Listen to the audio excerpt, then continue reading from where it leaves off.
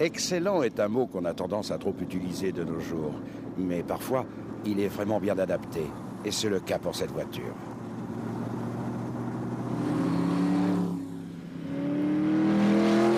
La 427 Cobra est tout bonnement excellente. Son accélération, sa caisse lui permettait de prendre des virages à n'importe quelle vitesse et de freiner tout aussi soudainement. Cela a fait de cette voiture un des plus grands muscle cars jamais construits. Sur route, c'est une voiture indescriptible. La Ford Cobra 427 a été conçue dans la plus pure tradition des muscle cars, ce qui consiste à prendre le plus gros moteur que vous pouvez trouver et de l'installer sur une voiture bien stylée. L'histoire de la Cobra est associée à l'histoire de la compétition automobile aux USA. Il y a aussi dans cette voiture celle d'un petit constructeur automobile qui est rapidement devenu une légende, Carroll Shelby. C'est un homme qui s'est intéressé à l'automobile dès son jeune âge. Quand il était enfant, il allait aux courses de voitures de sa région avec son vélo pour voir ce qui s'y passait. C'était sa passion. Il n'y a rien de mieux qu'un homme brillant et passionné, surtout quand l'objet de sa passion est la même que la nôtre. Nous en avons tous bénéficié car il adorait tout simplement la voiture. À la fin des années 50 et au début des 60s, les courses sur route commençaient à faire rage aux États-Unis et certains pilotes américains faisaient leur maximum pour développer ce sport. Malheureusement pour les fans américains, il n'y avait pas beaucoup de voitures nationales. Mis à part les quelques voitures conçues sur mesure par des petits constructeurs, le reste venait principalement d'Italie, d'Angleterre et d'Allemagne. Carroll Shelby voulait vraiment y faire quelque chose. À cette époque, on ne peut pas dire qu'il y eut beaucoup de constructeurs qui réussirent à se faire un nom dans l'automobile en construisant leurs propres voitures et en tirant un bon résultat. Au contraire, il y en a eu pas mal qui ont construit leurs propres voitures mais qui ont connu un échec cuisant. Shelby savait y faire. La Cobra de Shelby était née en Angleterre au début des années 50 sous le nom de AC Bristol avec un moteur 4 cylindres de 90 chevaux. Mais la vision de la voiture de sport de Shelby était un peu plus péchue. Il a donc estampillé son nom sur la Bristol.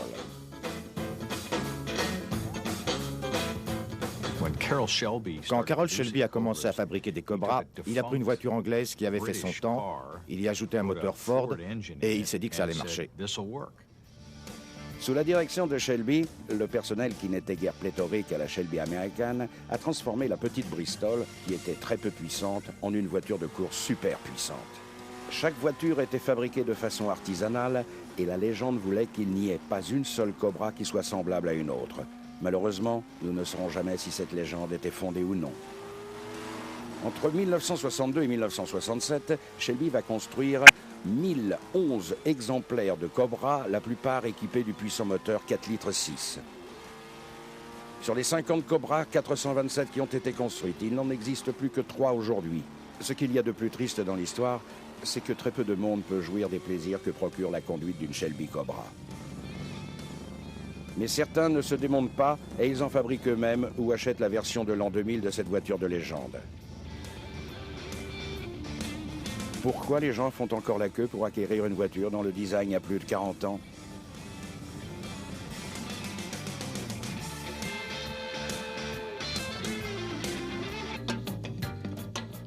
La première Shelby Cobra naquit en février 1962, après que la carrosserie et le châssis Bristol aient été expédiés par la firme AC dans le Surrey en Angleterre à Carroll Shelby à Los Angeles.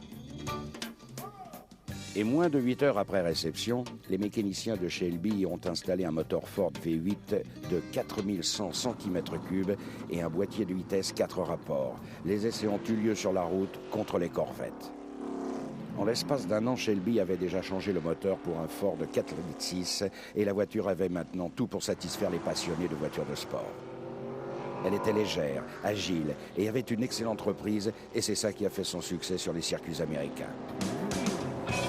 La Cobra était l'exemple parfait de la voiture performante et fonctionnelle en même temps. C'était une voiture de course, pure et simple. Tout ce qui ne contribuait pas à faire gagner de la vitesse ou de la maniabilité à la voiture était tout simplement proscrit. La carrosserie était en aluminium, il y avait 2 sièges, un volant, des amortisseurs de course et autant de chevaux qu'elle pouvait en accumuler sous son capot. Si vous cherchiez le confort, vous vous étiez trompé de voiture. Il n'était même pas question de modifier cette voiture de course pour la rendre homologuée à circuler sur les routes. Elle a été modifiée, mais vraiment au minimum. Il n'y avait pas de vitres sur le côté, il n'y avait pas de toit, il n'y a donc aucun recours en cas de mauvais temps. Les sièges sont trop bas et vissés directement au sol, ils sont très durs. Avec cette voiture, vous pouviez sentir passer la moindre bosse sur la route, mais à 120 km/h, qu'est-ce que ça pouvait faire? Au mois de novembre 1962, il y avait déjà 8 exemplaires de construits et la voiture avait été déclarée apte à faire de la compétition. C'est exactement ce que Carroll Shelby attendait. En 1963, la Cobra équipée du moteur Ford 4 litres 6 a remporté 3 victoires et quelques beaux records. La société Shelby American s'est débrouillée pour construire 200 modèles faits main et destinés aux particuliers qui se vendaient quelques 5 995 $.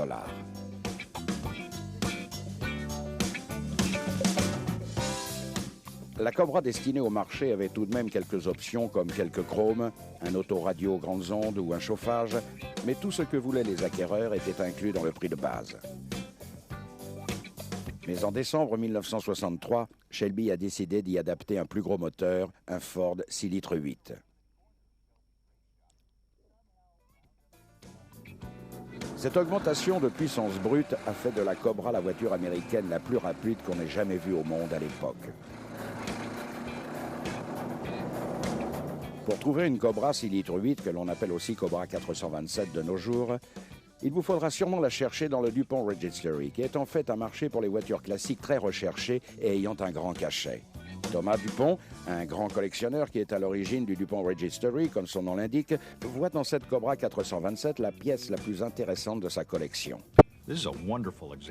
C'est un superbe exemple de Cobra. C'est la 427 avec le moteur gros bloc et le réservoir latéral. L'échappement se fait sur le côté et les pneus sont extra larges. L'aspect intéressant de l'affaire, c'est l'emplacement du réservoir et de son ouverture. Quand les premières Cobras ont été dessinées, elles avaient un réservoir de course incrusté dans l'aile arrière gauche. Si vous prenez votre virage trop rapidement, le carburant pouvait remonter en haut du réservoir en tanguant. Mais ce n'était pas une bonne idée pour les gens qui aimaient la peinture et les finitions sur leur voiture. Ils ont donc commencé à la modifier et pour ce, au lieu de faire sortir le bouchon du côté extérieur, ils l'ont fait sortir dans le coffre. Ils se sont ainsi débarrassés de la partie qui dépassait.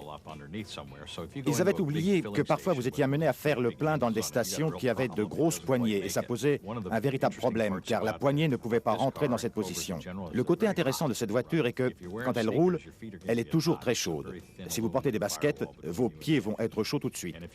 Il faut dire qu'il n'y a qu'une petite plaque d'aluminium entre vous et le moteur. Et si en sortant de cette voiture, vous avez le malheur d'approcher vos jambes du pot d'échappement, cela risque fort de sentir le brûler, surtout au niveau des chaussettes en polyester. C'est une voiture très basse, qui n'est évidemment pas adaptée à un pilote qui fait 2,10 m. Ça ne l'empêche pas d'être une bombe.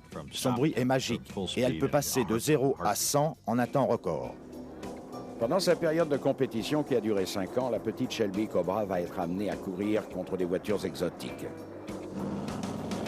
En plus de ce roadster, Shelby a également créé le coupé Daytona ainsi qu'une version avec un plus petit moteur mais tout aussi rapide que l'on a baptisé la King Cobra. Les batailles de la Cobra contre sa grande rivale de Détroit, à savoir la Corvette, font partie de l'histoire de la compétition automobile. Mais c'est surtout le culte que lui ont voué les fans qui ont fait sa grandeur. Pendant les années 60, des centaines de milliers de passionnés ont suivi la Cobra dans ses exploits en rêvant pouvoir s'en acheter une un beau jour. Mais Shelby n'en aura jamais produit assez pour satisfaire la demande.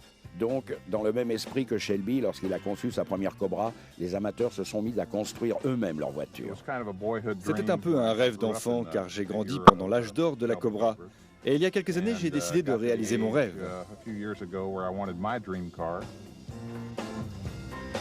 Allons voir à quoi ressemble ce rêve.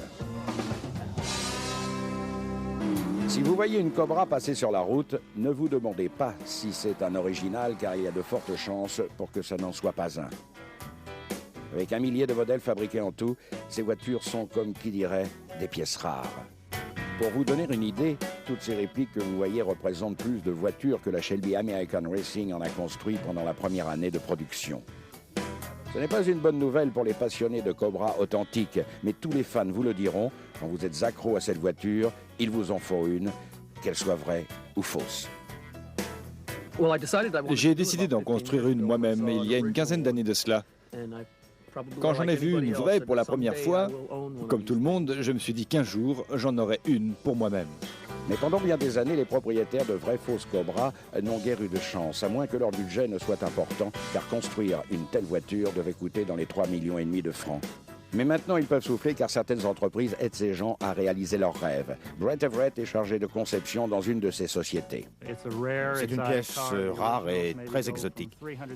L'original coûte entre 300 000 et 500 000 $, ce qui est hors de la portée du budget de l'Américain moyen.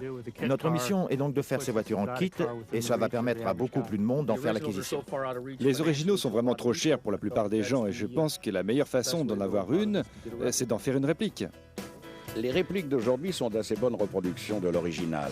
Le poids est le même, tout comme les dimensions, la carrosserie, le châssis et les suspensions. C'est une réussite qui a permis de faire revivre l'esprit Cobra comme au temps des premiers modèles.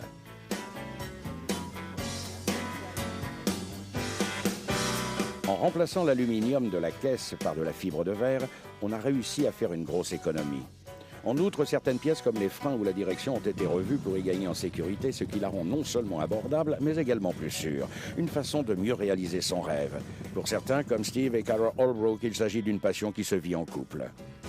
Je suis avec mon mari depuis le lycée et nous aimions beaucoup ces voitures à l'époque. Nous avions des amis qui en avaient une et c'était des voitures modernes en 66 et 67. Ça a toujours été son rêve d'en avoir une, et ça m'a également passionnée. Maintenant, les enfants ont grandi, c'est au tour de papa et maman de s'amuser, et voilà avec quoi on le fait. Une fois que les gens ont réalisé leurs rêves, ils ont le plaisir de trouver un autre aspect positif grâce à cette voiture, c'est la fraternité entre collectionneurs. Aujourd'hui, les propriétaires de Cobra partagent leur passion avec leurs homologues et se retrouvent pour parler de leur expérience, que ce soit dans la fabrication, l'entretien ou les performances. C'est vraiment sympa, je me suis arrêté et des gens sont venus vers moi pour me parler de solutions de lavage, de chiffons à utiliser. Ils m'ont même aidé à la nettoyer alors que je ne les avais jamais vus auparavant. Tout le monde semble avoir le même rêve. Je dirais qu'il y a ceux qui en veulent une et ceux qui veulent savoir de quel genre de voiture il s'agit. Et ensuite, il y a ceux qui ont commencé à faire ce rêve mais ne peuvent pas le voir achevé. Puis il y a ceux que l'on voit ici aujourd'hui qui, grâce à Dieu, ont eu l'opportunité de réaliser leurs rêves. Et ça devient vraiment une grande famille. La construction de ces voitures est une étape très intéressante pour les collectionneurs. Ils commencent leur rêve avec un simple châssis et c'est leur imagination qui fait le reste. Tout comme au temps des premières Cobra, ces voitures sont uniques. Il n'y en a pas une semblable à l'autre.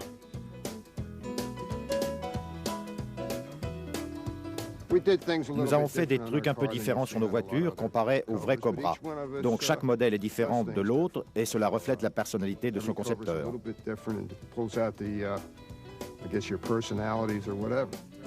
Mais nous allons voir que décider de construire sa propre voiture peut également être une expérience traumatisante.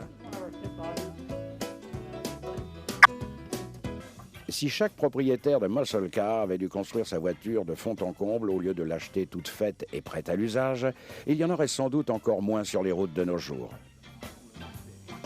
C'est par amour pour cette voiture que tant de personnes ont décidé de construire leur propre Cobra. Heureusement, les Cobra en kit que l'on peut voir aujourd'hui ont fait l'objet de contrôles de sécurité rigoureux. Il fallait donc observer quelques précautions. La plus grave erreur que j'ai failli commettre était de ne pas consulter d'entreprises spécialisées dans la construction de ces voitures. Non seulement ils vous proposaient des produits de bonne qualité, mais vous étiez très bien accueillis quand vous alliez acheter des pièces. La première décision que les constructeurs devaient prendre était de savoir s'ils voulaient construire la voiture dans son intégralité ou en partie seulement.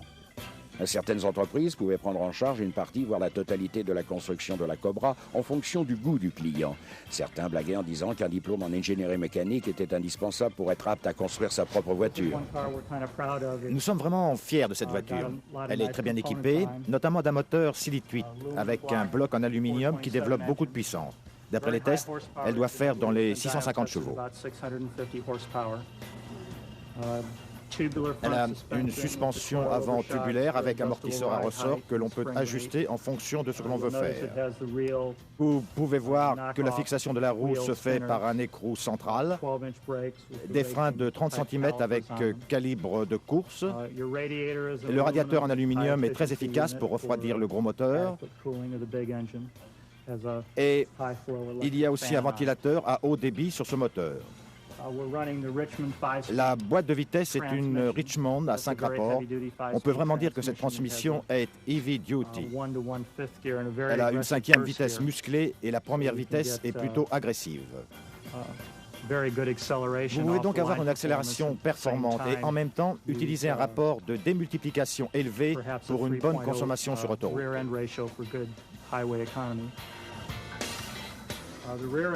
Le pont arrière est un Ford de 22,5, complètement indépendant.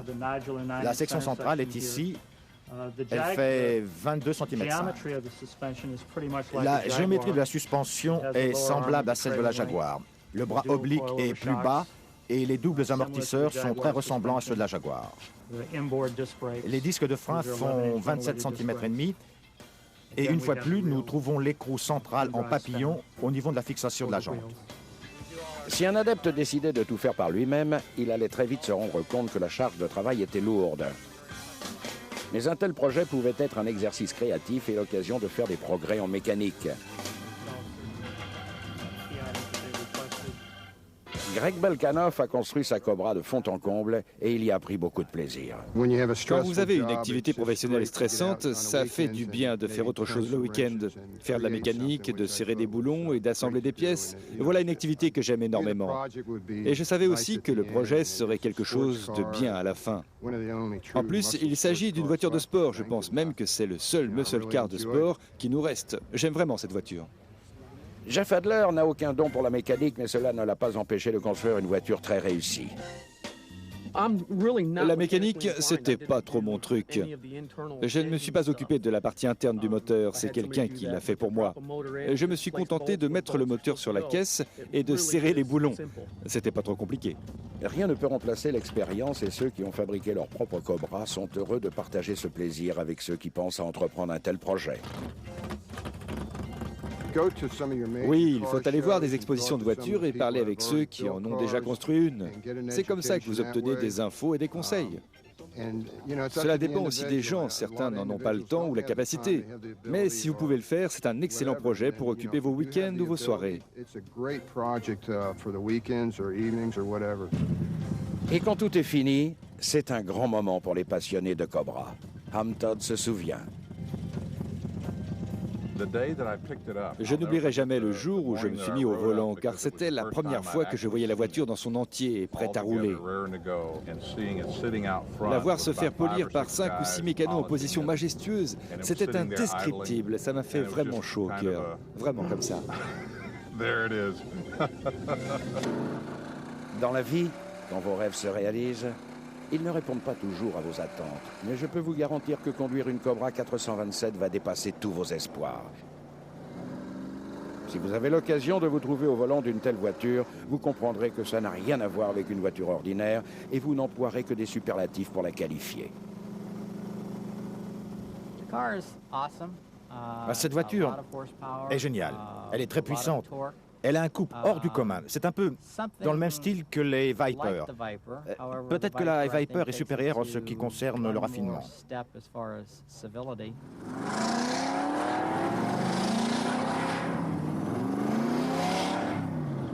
La Cobra est une voiture qui fera tout ce que vous lui demandez. C'est une expérience indescriptible qui était réservée aux pilotes de course au départ.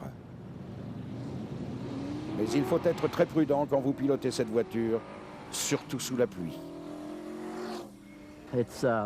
C'est un peu périlleux de la conduire sous la pluie. Et plus il pleut, et plus c'est dangereux, car elle n'a pas de toit.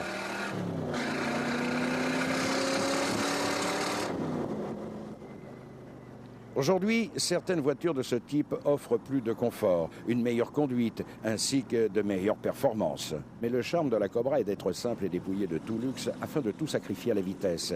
La Viper est donc raffinée et la Cobra, elle, est brute de décoffrage. Quand vous êtes au volant de la Viper, vous regardez le compteur et vous n'arrivez pas à croire que vous êtes à 200 km/h. Vous ne vous rendez pas compte de la vitesse. Tandis qu'avec celle-ci, vous la sentez. Mais tout le monde ne trouve pas que cet aspect de la Cobra fasse son charme. Cependant, pour ceci, le fait de conduire cette voiture est quand même quelque chose de très fort.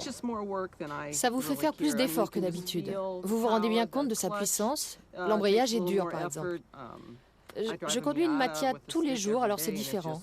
Et comme sa conduite est plus sport, j'aime bien la piloter.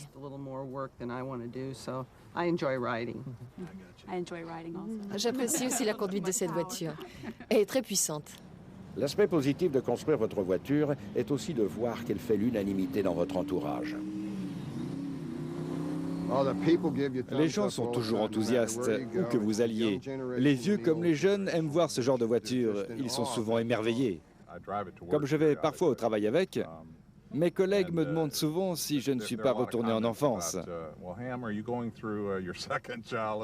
Où que vous alliez, les gens s'arrêtent et vous demandent la marque de cette voiture. Ils vous demandent aussi si c'est un modèle qui vient d'être lancé sur le marché. Ils ne se rendent pas compte qu'il s'agit là d'une voiture avec un style qui remonte à 30 ans en arrière. Les gens qui ont construit leur propre Cobra vous diront que l'excitation qui vous mène dans la réalisation de ce projet est graduelle. Il y a d'abord la poussée d'adrénaline quand vous voyez une telle voiture pour la première fois, puis vous avez la gorge serrée quand vous décidez de construire la vôtre vous-même. Ensuite, il y a les longues heures de travail dans le garage ponctuées par des éclairs de bonheur quand vous parvenez à faire quelque chose mieux que vous ne l'aviez prévu. Mais quand vous voyez le bout du tunnel, que votre progéniture est prête à prendre la route, vous êtes à votre apogée. Après 5 années de travail sur sa Cobra, c'est précisément là qu'en est Andy Botwick en ce moment.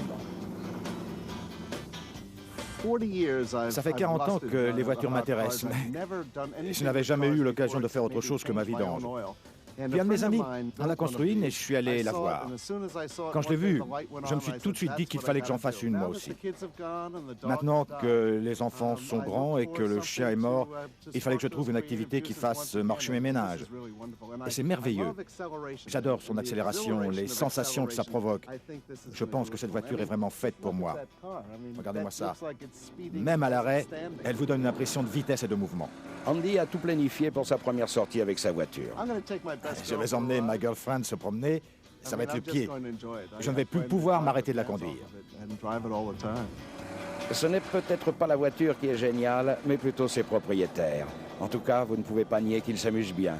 Merci de nous avoir suivis et souvenez-vous de notre adage. Ne les envoyez pas à la casse, restaurez-les.